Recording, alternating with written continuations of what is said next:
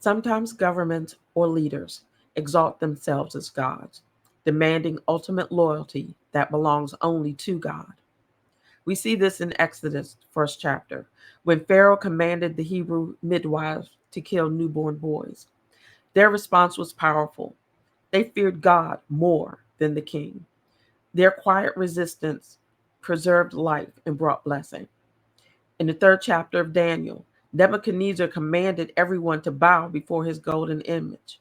Shadrach, Meshach, and Abednego refused. Their refusal landed them in the fiery furnace, but their faith kept them standing. And God brought them out without even the smell of smoke.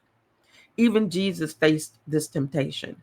In the fourth chapter of Luke, Satan offered him all the kingdoms of the world if only he would bow down. Jesus answered, "It is written, worship the Lord your God and serve him only." Over and over, scripture shows us no government, no ruler, no nation deserves the loyalty that belongs to God alone. But this temptation is not only political, it's also religious. Today, some pastors and church leaders teach that God speaks only through them, demanding blind loyalty from their congregations as if they alone are sovereign. Others publicly align themselves with political powers, suggesting that to obey the government is to obey God, even when those policies harm the poor, the immigrant, or the marginalized. In recent years, some religious voices have even implied that God speaks directly to political leaders, as if the presidency or pulpit grants divine authority over every soul. This is dangerous theology because it replaces the voice of God's Spirit in each believer with the voice of human power. Scripture stands against this distortion.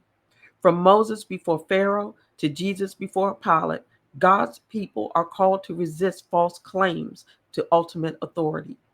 The Hebrew midwives did not obey Pharaoh's decree. Shadrach, Meshach, and Abednego did not bow to Nebuchadnezzar's image. The apostles declared in Acts chapter 5 verse 29, we must obey God rather than any human authority. Loyalty to God always comes first, even when pastors, priests, or presidents claim otherwise. Remaining faithful may cost us.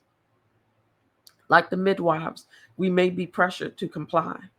Like the three Hebrew boys, we may be threatened with fiery consequences. But our God is faithful, and he calls us to stand firm. Better to face the fire with God than to bow to idols without him. So let us be courageous. Let us resist the temptation to substitute God with political leaders, cultural symbols, or even pastors who misuse their authority. Let us live in loyalty that cannot be bought, bribed, or coerced. Keep shining your light by worshiping God alone and refusing to let false powers take his place. Until next time, may your loyalty to God be a guiding light in a world full of idols. God bless.